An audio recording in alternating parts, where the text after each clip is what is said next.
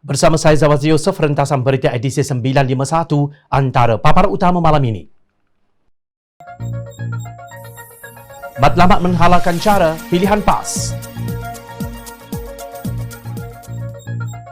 Konsensus politik bagi kluster mahkamah, apa maknanya? Kepada warisan, jangan bersedih, jangan berduka. Terkini, penyangak disokong pengkhianat.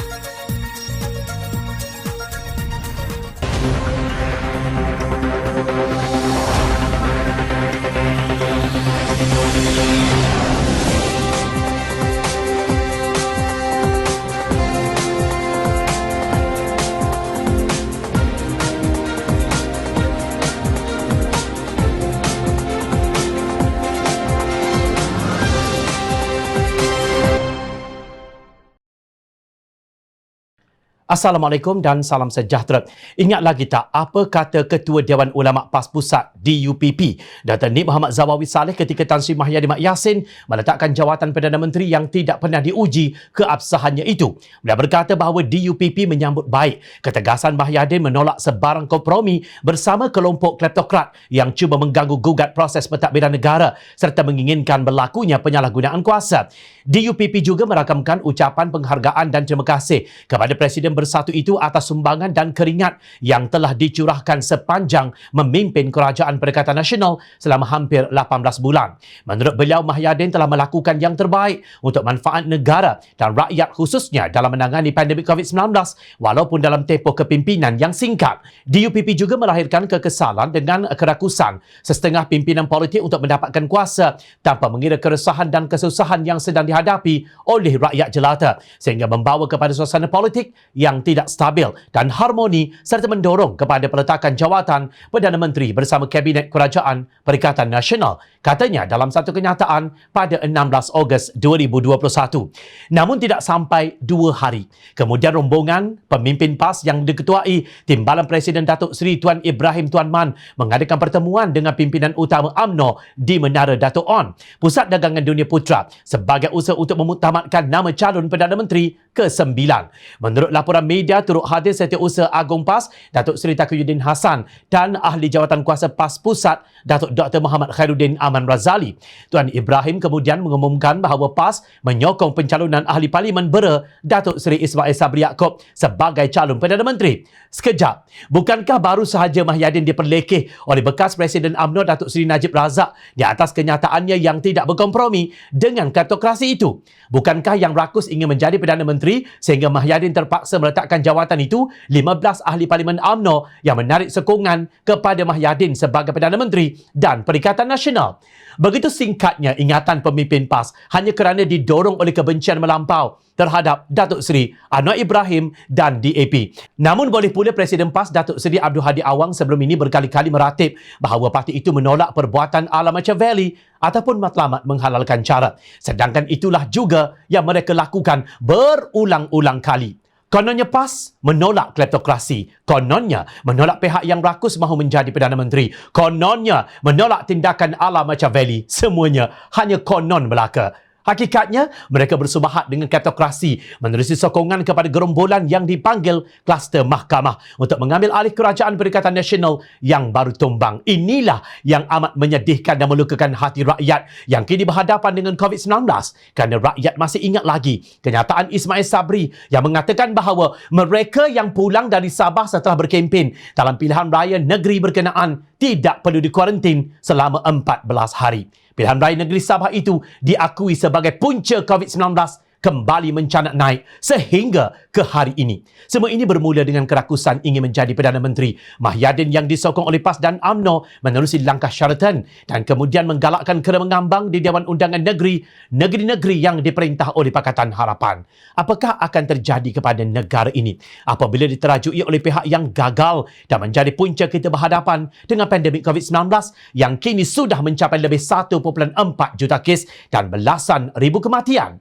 Rakyat pun terpaksa mengangkat bendera putih kerana kerajaan tebuk atap istilah Hadi Awang yang beri tidak mempunyai kemampuan intelektual untuk merumus dasar yang mantap bagi membantu kesengsaraan rakyat akibat kesan serangan COVID-19. Ditambah pula dengan kakistokrasi bergabung dengan kleptokrasi. Inikah model negara Melayu Islam? Adakah pemimpin PAS sudah mendapat dalil yang menerima kleptokrasi itu halal? Atau adakah PAS mempunyai takrif kleptokrasi yang berbeza dengan yang difahami oleh masyarakat antarabangsa? Setiausaha Agung UMNO Datuk Seri Ahmad Maslan berharap bahawa kerajaan yang dibentuk selepas kejatuhan Kerajaan Perikatan Nasional yang diterajui Tan Sri Mahyadin Mat Yassin akan prihatin terhadap pelbagai isu di negara ini. Moga selepas ini kerajaan yang dibina adalah kerajaan yang berjaya menjaga agama, kesihatan, ekonomi, sosial, pendidikan dan prihatin rakyat. Ucapnya di Twitter. Dalam ciapan yang sama, beliau berharap akan wujud perpaduan selepas kerajaan gagal tidak lagi menjadi perkara yang terus diperkatakan. Moga kerajaan gagal sudah menjadi sejarah. Moga perpaduan negara dapat dicapai. Seterusnya, beliau mengingatkan supaya kerajaan tidak menzalimi rakyat dan sentiasa menegakkan keadilan dan memperjuangkan kebenaran. Kenyataan ini dizahirkan menerusi ciapannya. Jangan zalim kepada rakyat, tegakkan adil dan benar pada setiap masa. Terdahulu Yang di-Pertuan Agong Al-Sultan Abdullah Sultan Ahmad Shah dan Timbalan Yang di-Pertuan Agong Sultan Nazrin Muizzuddin Shah menekankan bahawa perlu ada konsensus untuk menghentikan politik lama. Yang menang makan yang kalah, tetapi politik ke arah membangunkan negara. Difahamkan semua parti akur kepada konsensus tersebut. Dalam pada itu, Ahli Parlimen Bera Datuk Ismail Sabri Yaakob dilaporkan berjaya mengumpul jumlah surat akuan SD tertinggi daripada Ahli Parlimen. Menurut laporan media, beliau mendapat 114 sokongan berbanding Datuk Seri Anwar Ibrahim yang mendapat 105 sokongan. Hanya kumpulan yang menang sahaja dijemput untuk mengesahkan sokongan sekali lagi di Istana Negara. Ini bererti Ismail Sabri dengan izin Allah adalah calon Perdana Menteri yang menang, kata Ahmad Maslan dalam tangkap layar di aplikasi WhatsApp dipetik beberapa media. Ingat lagikah kalian bahawa Ahmad Maslan pernah berkata harga akan jatuh dengan adanya pelaksanaan cukai barangan dan perkhidmatan GST? Ahmad Maslan berkata di siaran langsung televisyen, harga barang boleh turun kerana GST. Saya cakap sekali lagi, harga barang boleh diturunkan kerana GST. Ketika itu bila lupa, barangkali hendak menyebut dengan izin Allah Subhanahu Wa Taala. Ternyata apa yang beliau yakini ketika itu tidak menjadi kenyataan. Harga barangan dan perkhidmatan terus melonjak naik. Malah isu GST menjadi salah satu daripada punca kejatuhan UMNO Barisan Nasional pada pilihan raya umum ke-14 yang lalu. Pastinya Ahmad Maslan menyedari hakikat ini.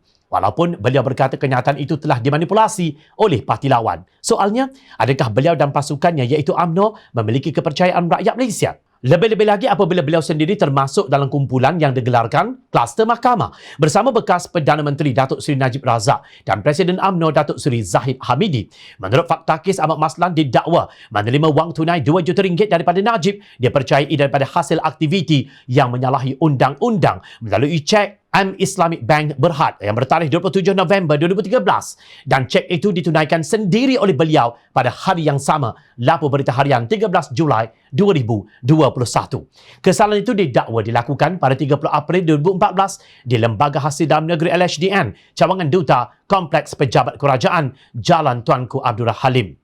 Pertuduhan adalah mengikut Seksyen 4-1-A Akta Pencegahan Pengubahan Wang Haram dan Pencegahan Pembiayaan Keganasan 2001 yang membawa hukuman penjara maksimum 5 tahun atau denda atau kedua-duanya sekali jika sabit kesalahan. Ahmad Maslan juga dituduh memberi penyataan palsu kepada Suruhanjaya Pencegahan Rasuah Malaysia SPRM ketika percakapannya dirakam oleh pegawai penyiasat iaitu Ketua Penolong Kanan Penguasa Muhammad Zahiri Zainal antara jam 2.45 petang hingga 3.30 petang pada 4 Julai 2019 di bilik sidang media bangunan Parlimen. Jalan Parlimen berhubung cek berkenaan, kata laporan. Pertuduhan tersebut adalah mengikut Seksyen 32-8-C Akta Pencegahan Pengubahan Wang Haram dan Pencegahan Pembiayaan Keganasan 2001 yang membawa hukuman penjara maksimum 5 tahun atau denda atau kedua-duanya sekali. Nah, anda tidak perlu belajar di Universiti Oxford untuk membuat rumusan mengapa UMNO memilih konsensus untuk bersekutu dengan Bersatu yang mengkhianatinya. Perlu diingat,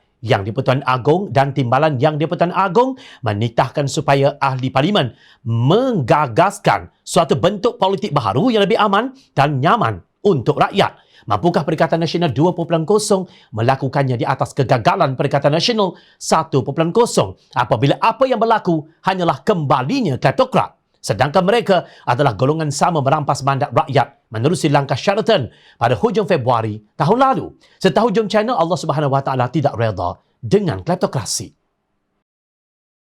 Presiden Parti Warisan Sabah Warisan Datuk Seri Muhammad Syafiee Apdal berkata beliau tidak nampak bagaimana UMNO dan Bersatu akan berhadapan satu sama lain dalam satu pasukan setelah membentuk kerajaan baharu Perikatan Nasional 2.0. Syafiee Apdal berkata kerajaan telah menggunakan berbilion dana tetapi tidak nampak kesan positifnya. Ekonomi Malaysia semakin teruk. Pengangguran semakin meningkat, bilangan yang mati kerana COVID-19 semakin bertambah. Banyak dana yang dikeluarkan untuk apa? Tiada keterusan. Takkan kita nak berdiam diri sahaja? Beliau berkata demikian dalam forum yang bertajuk Where Does Malaysia Go From Here oleh The Oxford and Cambridge Alumni Network Malaysia. Menurut beliau, keadaan yang parah ini bermula apabila mereka merampas kuasa menerusi langkah syaratan. Kerajaan Perikatan Nasional gagal. Kerajaan bukan hanya kehilangan kepercayaan ahli parlimen, tetapi kepercayaan rakyat, ujarnya. Justru, beliau melihat kerajaan Perikatan Nasional perlu ditukar kerana kegagalan mereka.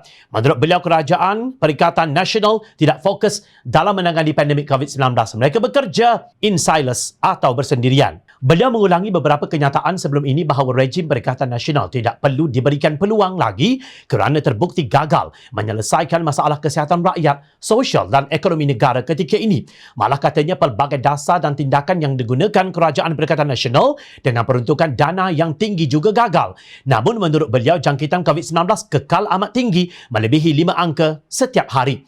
Beliau mengambil contoh pendaftaran vaksin COVID-19 menerusi MySejahtera. Katanya, bukan hanya orang tua tidak tahu menggunakan aplikasi tersebut. Dalam telefon bimbit, yang tahu pun tidak dapat jaringan internet khususnya di kawasan pedalaman. Dalam pada itu, beliau ternyata amat kecewa dengan sikap perkauman ahli politik Malaysia. Ia amat berbeza dengan amalan di negara maju seperti Amerika Syarikat dan United Kingdom. Barack Obama, seorang rakyat yang berkulit hitam, berjaya menjadi Presiden ke-44 negara kuasa besar itu pada tahun 2009 hingga 2017. Sadiq Khan, seorang lelaki Pakistan beragama Islam, berjaya menjadi Datuk Bandar London sejak tahun 2006. Beliau menegaskan tidak akan meninggalkan rakan-rakannya dalam Pakatan Harapan, iaitu Presiden Amanah Muhammad Sabu dan Setiausaha Agung DAP Lim Guan Eng demi mendapat habuan. Katanya politik nilai itu perlu diutamakan. Ia harus dimulakan dalam usia yang muda, misalnya ketika masih berada di alam persekolahan. Menyentuh mengenai tawaran jawatan yang pernah diterimanya sebagai Timbalan Perdana Menteri, beliau berkata, lupakan saja. Ahli politik yang lama wajar memberi teladan yang baik kepada orang muda, kata Syafiee. Sebab itu beliau menolak tawaran jawatan yang diberi, lalu menyebabkan beliau kekal sebagai pembangkang.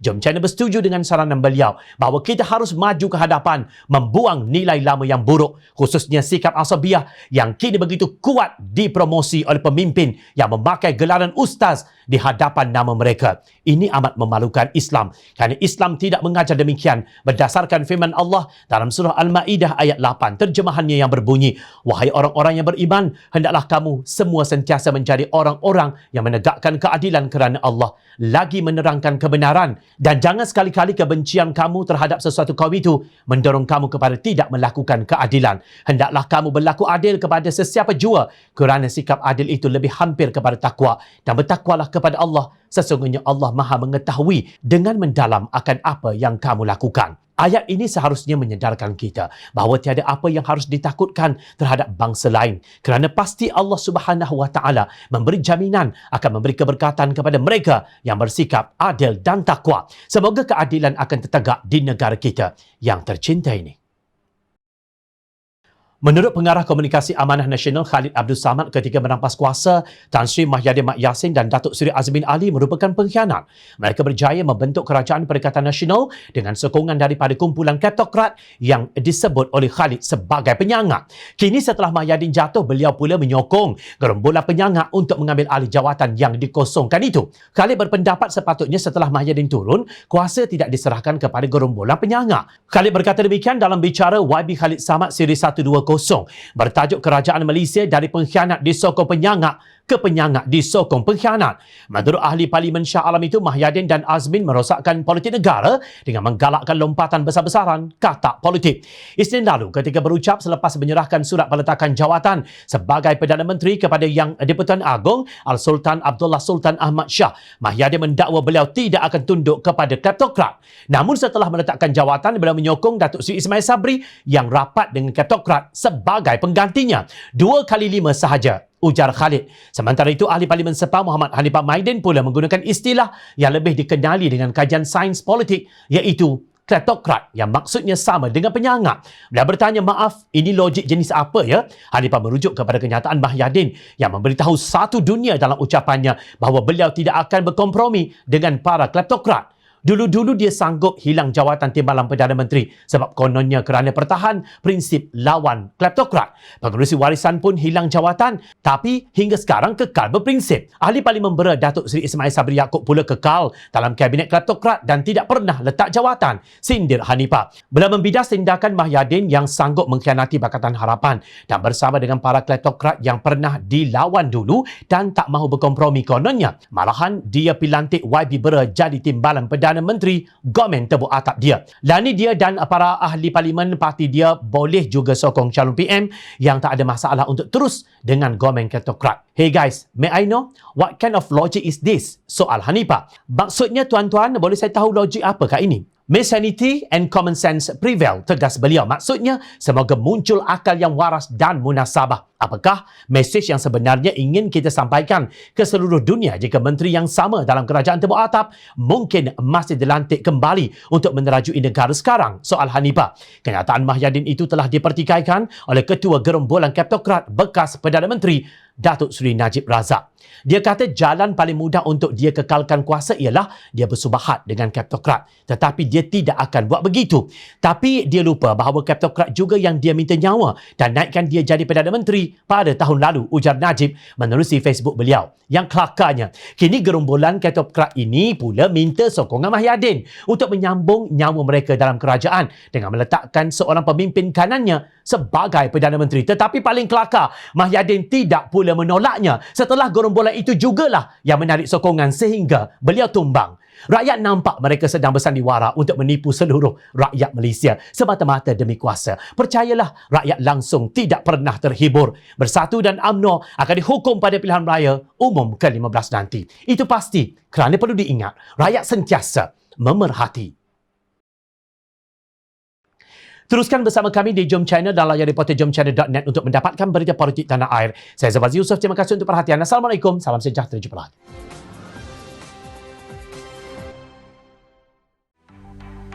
Mencari maklumat dan berita politik yang bebas, kupasan yang tepat, panas. Dapatkannya secara eksklusif hanya di Jom Channel. Komitmen kami, pentasan berita Isnin hingga Jumaat. Berbicara dan isu semasa, kami garapkan secara langsung. Panel-panel berkaliber dan profesional. Interaktif, pandangan anda kami raikan. Jangan lupa bersama kami di setiap hujung minggu dalam edisi khas mingguan. Jom Channel, moving forward, sharing a new experience.